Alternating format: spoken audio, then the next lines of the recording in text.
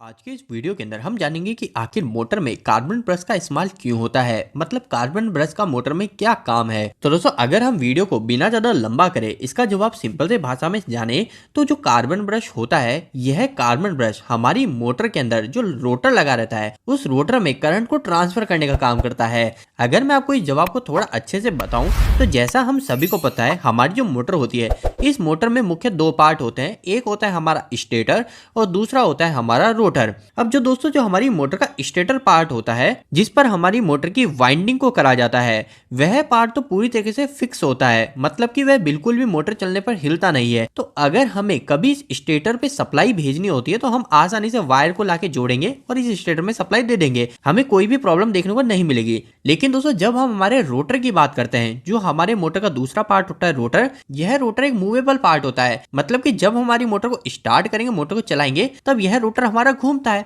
तो अब प्रॉब्लम क्या आती है? तो प्रॉब्लम हमारे सामने यह आती है दोस्तों कि अगर हमें किसी वजह से इस रोटर को सप्लाई देनी है या फिर इस रोटर से हमें करंट को वापस से लेना है, तो उस समय हम क्या करेंगे? अगर हम हमारे इस रोटर पर डायरेक्ट लाके वायर को जोड़ेंगे, तब तो जैसे हमारी मोटर चलेगी तो ये रोटर घूमेगा और रोटर घूमेगा तो हमारे जो कनेक्शन है, कनेक्शन टूट जाएंगे। तो अब हमारे सामने प्रॉब्लम ये आ गई कि आखिर इस रोटर के साथ में हम कैसे कनेक्शन करें। तो दोस्तों इसी चीज के सॉल्यूशन के लिए ही हमारे कार्बन ब्रश को लगाया जाता है मोटर के अंदर। वैसे तो आपने इस कार्बन ब्रश का उपयोग कई जगह पर प्रैक्टिकल देखा होगा, जैसे कि हमारी डीसी मोटर होती है उसमें इसका इस्तेमाल होता है, डीसी जनरेटर में होता है। इसके अलावा दोस्तों हमारी एसी मोटर होती है, उस एसी मोटर में भी कार्बन ब्रश देखने को मिलेंगे। कई लोग बोलेंगे कि एसी मोटर में नहीं होता, लेकिन दोस्तों कुछ एसी मोटर ऐसी भी आती है जिसके अंदर कार्बन ब्रश का उपयोग होता है। जैसे अगर मैं एक उदाहरण बताऊं तो आपने स्लिप रिंग मोटर का नाम सुना होगा।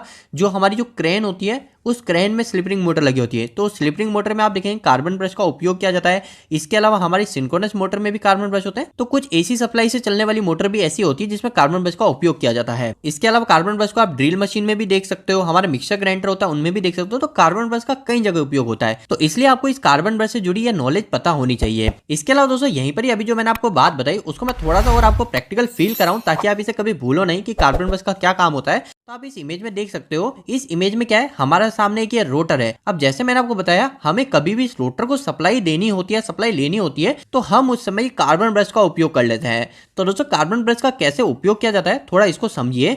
क्या होता है दोस्तों, सबसे पहले हमारा जो स्टेटर होता है, जैसे मान लीजिए हमारा स्टेटर है और इस स्टेटर के अंदर यहाँ पे हमारा बीच में इस जगह रोटर है। तो अब हमें इस रोटर में सप्लाई देनी होगी, तो क्या करेंगे? सबसे पहले हम क्या करेंगे, हमारा जो ब्रश है कार्बन ब्रश, इस कार्बन ब्रश को हमारे ये स्टेटर पे यहाँ पे फिट कर देंगे और हमें जो भी सप्लाई इस रोटर को देनी है वो हम इस कार्बन ब्रश पे लाके जोड़ देंगे। इसके बाद में दोस्तों क्या होता है, हमारा जो रोटर होता है ना, इस रोटर पर हम यहाँ पर एक कम्यूटेटर लगा देते हैं। आप यहाँ पे देख रहे हो, ये कम्यूटेटर होता है। अब दोस्तों यह जो कम्यूटेटर होता है, यह कम्यूटेटर इस ब्रश से कंटिन्यू जुड़ा हुआ रहता है। या ब्रश में स्प्रिंग देख रहे हो, ये जो स्प्रिंग होती है, स्प्रिंग की मदद से इसको टेंशन मिलता रहता है और जो ब्रश होता है, ब्रश हमेशा इस कम्यूटेटर से जुड़ा हुआ रहता है, जिसकी मदद से हमने इस ब्रश पर जो भी सप्लाई दे रखी है, वह सप्लाई हमारे इस कम्यूटेटर में चले जाती है और कम्यूटेटर को हम हमारे रोटर से कनेक्शन करके रख देते हैं। और ऐसा करके हम हमारे रोटर से भी करंट को ट्रांसफर कर पाते हैं। तो दोस्तों अभी तक हमने यह जाना कि आखिरकार मोटर में कार्बन ब्रश का इस्तेमाल क्यों किया जाता है। इसके अलावा दोस्तों मैं थोड़ी सी और एक दो बातें आपको बता दूं जो आपको काफी काम आएगी। सबसे पहली चीज, आप हमेशा कार्बन ब्रश का ही नाम सुनते आ रहे हो, लेकिन दोस्तों आपको साथ साथ ये भी पता होनी चाहिए कि हमारी जो बड़ी मोटर होती है, उस बड़ी मोटर के अंदर हम क्या करते हैं, हम कार्बन प्लस ग्रेफाइट के ब्रश का उपयोग कर रहे होते हैं। मतलब कि जो ब्रश बनाया जाता है, ये कार्बन